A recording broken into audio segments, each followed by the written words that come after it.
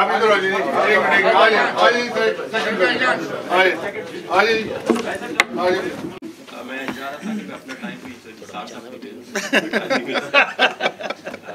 صدر Pakistan Peoples party برطانیہ محسن باری صاحب، آج کے مہمان عبدالعزیز میاں سلیم صاحب، صدر Pakistan Peoples Party greater London, Riaz Qamri صاحب، رانا خلیل صاحب، آصف خان، سید نثار، افتخار صاحب، محمد صاحب، یونس صاحب فریدی، ہماری بہن سبرینا صاحبہ، زاہدہ نوری صاحبہ، مشتاق لاشاری صاحب، وحید صاحب، اور اپنے شفیع بھائی صاحب، اور خالد صاحب، اظہر خان صاحب. 2 منٹ ہو گئے جی. میرا جی آج 2-3 باتیں تو ایسی بھی نا جو موجودہ حکومت جو میں ان کو ٹچ نہیں کروں گا. لاشاری صاحب ہمیشہ پاکستان پیپلز پارٹی کے چیلنجوں کو ایک بات کہتے ہیں، اور یہ میرے حصے میں آتی ہے کہ میں اس چیلنج کو قبول کرتا ہوں.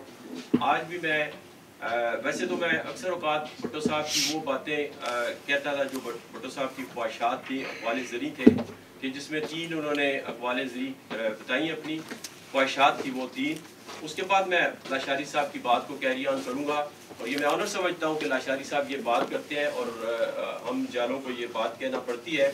وہ خواہشات بھٹو صاحب کی یہ تھی کہ بھٹو صاحب افغانستان کے ساتھ حالات ٹھیک کرنا چاہ رہے تھے. آج دیکھ لیں کہ وہی حالات ہمیں پنچ کر رہے ہیں. پھر دوسری خواہش تھی بھٹو صاحب کی کہ پاکستان آرمی کو وہ مضبوط کیا جائے، وہ کر کے. اور تیسری خواہش تھی ان کی کشمیر کی. تو یہ 3 میں سے ایک تو انہوں نے کی، اور 2 کے اوپر ان کی زندگی نہیں رہی. بی بی شہید نے بھی کام کیا، اب زرداری صاحب نے بھی کیا، بلاول بھٹو بھی کہہ رہے ہیں. اور اب میں بات کروں گا، لاشاری صاحب نے 66 سے بات کی، میں 1958 سے بات کروں گا. اگر آپ متھ آف انڈیپینڈنس پڑھیں بھٹو صاحب کی، تو اس میں انہوں نے پریمبل میں لکھا کہ میں جب مارشل لا کی حکومت میں 1958 میں داخل ہوا، میں ینگسٹ منسٹر بھی تھا، کامرس کے منسٹر بنے تھے، اور اس وقت حالات ایسے تھے کہ ان کی ایک خواہش بھی تھی. اس میں بھی وہ لکھتے ہیں کہ میری خواہش تھی کہ میں وزیر خارجہ بنوں. بھٹو صاحب کی اتنی خواہش تھی، ایک ینگ بندے کی ہوتی ہے، کچھ نہ کچھ اپنا ایک ہوتا ہے. تو بھٹو صاحب کی خواہش تھی کہ میں وزیر خارجہ بنوں، لیکن انہیں کامرس کا، پھر پیٹرولیم کا وزارتیں انہیں ملتی گئیں. وہ مشاہدہ کرتے رہے. انہوں نے کہا کہ میں لمیٹڈ تھا اپنے اس ڈیکورم میں لمیٹڈ تھا. بلکہ 1960 میں جب انہوں نے دورہ کیا رشیا کا، برف پگھلی، اور پھر گیس کا معاہدہ بھی کیا. آج تک دیکھیں پاکستان اس سے مستفید ہو رہا تھا. اس کے بعد جب بھٹو صاحب نے 1960 کے بعد جب جنرل اسمبلی کا دورہ کر کے آئے، اور اس اسمبلی میں کن کن لوگوں نے خطاب کیا تھا، نہرو، سکارنو، خروشیو، یو نیم اٹ، بڑے بڑے جو اس وقت کے لیڈر تھے. تو بھٹو صاحب تو ایبزارب کرتے ہیں دنیا کی چیزوں کو، اور ینگ تھے. اور آپ یقین کریں کہ اس وقت بھٹو صاحب فارن منسٹری سے بہت دور تھے. He was not a foreign minister by that. اور انہوں نے کیا کیا کہ انہوں نے فارن پالیسی اپنی حکومت کو دی، اس وقت کی حکومت کو. فارن منسٹر نہیں تھے، اور وہ کہتے ہیں کہ میری ساری باتیں فارن پالیسی میں مانی گئی. اور کہتے ہیں میں اس وقت فارن منسٹر نہیں تھا. اور وہ کیوں مانی گئی کہ انہوں نے کہا کہ دیکھیں اس میں آپ چیپٹر بھی پڑھیں نا، پہلا چیپٹر اس میں امریکہ کی جو ہمارے ساتھ ہاتھ کیا امریکہ نے، اور انڈیا کی ہیجمنی ہمارے اوپر تھوپی، یہ اس کے چیپٹر وائز اگر پڑھیں آپ، تو اس میں یہ بھی لکھا کہ انڈیا امریکہ کے ساتھ ہو گیا. اب ہمارے پاس کوئی ایسا ملک نہیں تھا. پھر بھٹو صاحب کی کوششوں سے ہم چائنا کے نزدیک ہوئے، اور چائنا کا جو ہمارا تعلق ہے وہ بھٹو صاحب کے مرہون و منت ہے آج تک. بھٹو صاحب نے کہا کہ پھر 1962 میں محمد علی بوگرا، جو پاکستان کے غالباً تیسرے پرائم منسٹر تھے، بنگالی تھے، چودھری محمد علی ان کا نام تھا، وہ وزیر خارجہ تھے. اچھا، وہ ان کی بھی تھوڑی سی ہسٹری بتاؤں کہ وہ پہلے 3rd پرائم منسٹر بنے، پھر بعد میں ایمبیسڈر بنتے بنتے پھر وزیر خارجہ بنے. حالانکہ پرائم منسٹر بندہ بن جائے تو پھر چھوٹا عہدہ نہیں لیتا. تو وہ پھر بعد میں کرتے کرتے پھر ایوب کی حکومت میں وہ بن کے وزیر خارجہ. جب وہ فوت ہوئے تو پھر بھٹو صاحب نے کہا کہ سٹیج سیٹ تھا، کیونکہ میں نے پالیسی بھی دے دی تھی، فارن پالیسی بھی، اور میرا جو ٹیلنٹ جو ہے نا وہ مانا جا رہا تھا. بھٹو صاحب کو پھر فارن منسٹر بنا دیا. اور اس وقت پھر بھٹو صاحب کا ایک ٹیلنٹ سامنے آیا، اور پھر جیسے لاشاری صاحب نے کہا ایک ڈکٹیٹر کو بھی چیلنج کیا، کیونکہ انہیں پتا تھا، انہوں نے وہاں پہ پھر باتیں کی 3 کہ یہ 3 باتیں ہم رکھیں گے تو پاکستان آگے جا سکتا ہے. اور وہ آج وہ ایگزیکٹلی وہی باتیں نظر آ رہی ہیں. پہلی بات کیا تھی کہ چائنا کے ساتھ ہم ایک پاور ہے, چائنا کے ساتھ اچھے تعلقات رکھیں. دوسرا پوائنٹ تھا کہ یو ایس اے اور رشیا کے ساتھ تعلقات بھی رکھیں, اور اس ٹرمز پہ رکھیں کہ وہ ہمارے معاملات میں دخل نہ دیں. بے شک ہم ان سے قرضہ لیں, کچھ لیں, لیکن لیول اپنا ایک ہی ہونا چاہیے, جو کہ آج نہیں ہے. جو ہم نے کھو دیا بہت عرصے سے چلا آ رہا ہے. ڈکٹیٹرز نے بھی کھویا, اور ڈکٹیٹرز نے پھر جمہوری حکومتوں سے بھی یہ چھین لیا, اور آج دیکھیں کدھر کھڑے ہیں. تیسرا ان کا جو تھا پوائنٹ, اس میں بھٹو صاحب کی خارجہ پالیسی کا پوائنٹ, انہوں نے کہا کہ ہمیں افریقن, ایشین اور جو ہے مسلم, اور خاص طور پہ مسلم جو تھرڈ ورلڈ کنٹریز ہیں ان کو اسٹرینتھن کرنا ہے. اور اس کے ساتھ ساتھ ہمیں جو سیکنڈ پوائنٹ انہوں نے یہ بھی کہا تھا, ذرا پلیز, رشیا اور اس کے ساتھ امریکہ کے ساتھ تعلقات کے ساتھ ساتھ انہوں نے ایسٹرن اور ویسٹرن یورپ, جس میں یہ جرمنی, فرانس اور پولینڈ اور گریٹ برٹن, یہ سارے ممالک آتے ہیں, ان کے ساتھ بھی ہم نے تعلقات اپنے ٹھیک کرنے ہیں. اچھا, یہ ہم کئی دفعہ تقریروں میں کہتے ہیں نا, ہمارے جو کم پڑھے لکھے لوگ ہیں وہ بھی کہتے ہیں ہم بھٹو کے ویژن پہ چلیں گے, حالانکہ انہیں ویژن پتہ نہیں ہوتا.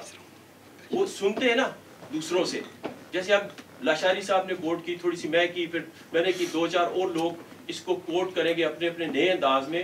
تو یہ ویژن کی جو ہمیں کڑیاں ملتی ہیں کہ بھٹو صاحب نے اس وقت جو باتیں کی تھیں, جب صدر بنے, پھر ملک کے سولین چیف مارشل ایڈمنسٹریٹر بھی بنے, تو وہ چیزیں کیسے چلتی گئیں اور کیسے پھر بی بی شہید نے آگے بی بی شہید لے کے آئیں. اور آج ملک کو انہی چیزوں کی ضرورت ہے. کیوں بلاول بھٹو زرداری اپنی جان ہتھیلی پہ رکھ کے, اکلوتا بیٹا, جی 2 بہنیں ہیں, اور وہ بھی, اور میں نے جب سنم بی بی سے 2 دفعہ انٹرویو کیا, یہ پیپلز پارٹی میں اگر میں نے 40 سال کی سیاست میں کچھ حاصل کیا ہے تو وہ سنم بی بی کا انٹرویو ہے, 1 نہیں 2 بلکہ. اور سنم بی بی سے جب میں نے پوچھا کہ بلاول کیسے لگتے ہیں, تو انہوں نے کہا کہ بالکل بھٹو صاحب کی طرح, کہ انہی کی طرح بات کرتا ہے, کیونکہ وہ تو ملتی ہے نا. ہم تو ٹی وی پہ دیکھتے ہیں, کبھی کسی فنکشن میں تھوڑا سا ہاتھ ملا دیا ہے کچھ, وہ تو پھر اپنے بھانجے کو ملتی ہیں اور اس سے زیادہ پیار بھی کرتی ہیں. تو لیکن وہ یہی ڈرتی ہیں, کہتی ہیں ہمارے ملک میں نا کسی سیاستدان کی وہ قدر نہیں ہے, جان کے دشمن ہو جاتے ہیں, ورنہ بڑا آسان تھا ان کے لیے سیاست میں آنا. اور یہ چیزیں بھی ہیں. دیکھیں آج بھٹو صاحب کی پوری دنیا میں سالگرہ منائی جا رہی ہے. اگر کوئی وہ ایک عام شخصیت ہوتے, مجھے اپنے دادا نانا یہ وہ ان کا نہیں پتا, میں ان کو نہیں دعا درود کر دیتے ہیں, لیکن دیکھیں بھٹو صاحب ابھی ہوتے زندہ تو 94 ایئرز, ایک ریٹائر شخصیت ہوتے, مطلب ہو سکتا ہے عام زندگی میں وہ پہلے ہی فوت ہو گئے ہوتے, لیکن ان کا جو وہ کام تھا, وہ تڑپ تھی پاکستان کے لیے. اچھا, یہ کتاب لکھتے ہو, یہ بھی لکھتے ہیں بھٹو صاحب کہ میں کنفیس کرتا ہوں کہ یہ میں نے کتاب جلدی میں لکھی ہے. دیکھیں نا, ان کی زندگی نہیں تھی نا, اس ہر کام بڑی جلدی میں کیا, ہر کام صرف 7 سال کے عرصے میں پاکستان کو کہاں لا کھڑا کیا. اور آج وہی, اور وہ ایٹم بم کے بنانے میں اس وقت کہہ رہے تھے بھٹو صاحب 1960 سے وہ بات کر رہے تھے کہ ہمیں یہ اپنے ڈیفنس کو مضبوط کرنا ہے, ہمیں ملیشیا بنانی ہے, ہمیں گاؤں میں بھی عام لوگوں کو ٹریننگ دینی ہے کہ وہ اسلحے کے ساتھ اتنی. انہوں نے پھر ویتنام کی مثال دی کہ ویتنام کمزور ملک تھا, دیکھیں اس نے امریکہ سے ٹکر لے لی. تو ہمیں لیکن نئے جو ٹیکنالوجی ہے اس کے اوپر ہمیں ڈیٹرنٹ پاور بنانا ہے اپنے ملک کو. اور دیکھیں وہی ایک بھٹو کا ویژن تھا نا, کسی اور مجھے بتائیں کسی اور ڈکٹیٹر نے یا کسی اور نے کوئی کوٹ کر کے تو بتا دیں کبھی. اور وہ ایک ینگ منسٹر, اور ابھی وزیر خارجہ بھی نہیں, اور وہ پاکستان کو 40 سال 50 سال کی اور بلکہ فار ایور کی وہ طاقت دینے کے لیے اکنامکلی بھی, کہ ہمیں پہلے اکنامکلی ٹھیک ہونا ہے. اکنامک کی بات کرتے کرتے مضبوط ہوتے ہوتے وہ کہتے ہیں نہیں ہمیں بارڈرز اس سے بھی زیادہ ہمیں ضرورت ہے, ورنہ انڈیا بالکل فنش کر دے گا ہمارے معاملات کو, کسی ٹرپل ڈاؤن کر دے گا, وہ ہمیں ہر سطح پہ ٹرپل ڈاؤن کر دے گا. تو میں صرف لاشاری صاحب کی اسی بات کی وجہ سے اپنے شہید بابا کو خراج تحسین پیش کرنے کے لیے ان کی ان باتوں کو میں نے اس لیے کوٹ کیا ہے کہ یہ کچھ یوتھ ہے, ہمارے یوتھ کے پریزیڈنٹ آصف علی خان صاحب ہیں, اور وحید صاحب بھی یوتھ میں رہے ہیں. تو जो मेरा मैसेज कहीं भी जा रहा होगा, मेरा हमेशा ये होता है कि यूथ को अट्रैक्ट करें, और ये बिल्कुल ठीक कह रहे हैं अशारी साहब कि यूथ की वजह से ही, और भुट्टो साहब भी कहते थे कि मेरा अगर कोई एहसास है ना जो मैंने कुछ कमाया है तो वो यूथ मेरे साथ थी, ये उनकी आखिरी तकरीर में भी देख लें। तो मैं एक दफ़ा फिर इसी पे इख्तिताम करूँगा, लेकिन राज तहसीन में मियाँ सलीम साहब को भी पेश करूँगा कि मियाँ सलीम साहब ने जिस तरह अनथक मेहनत के साथ पाकिस्तान पीपल्स पार्टी का जब से इन्हें चीफ कोऑर्डिनेटर रेडिंग के बने उस वक्त से लेके जहाँ जहाँ भी मियाँ साहब ने काम किया, मेरे ख्याल में फ्रंट पे ही किया। मियाँ साहब ने कभी भी लफ्जिश नहीं रखी, और ये एक जालेपन की निशानी है, और इन्हीं की वजह से हमें भी जो है वो एक इंस्पायरेशन मिलती है। आज दो हमारे और इंस्पायरेशंस नहीं आए, मियाँ अफजल खालिद साहब, उनका भी अपॉलॉजी है, और खादम हुसैन नासिर साहब की हमें उन्हें याद रखना चाहिए। आखिरी बात एक डिसिप्लिन की बात करूँगा, रियाज कमरी साहब ने की, वो मैं समझ गया हूँ कि वेस्ट लंदन के सदर स्टेज पे बैठे थे। ये डिसिप्लिन की पार्टी प्रोटोकॉल की बात है, बीबी शहीद इस पे बड़ी सख्ती से अमल कराती थी।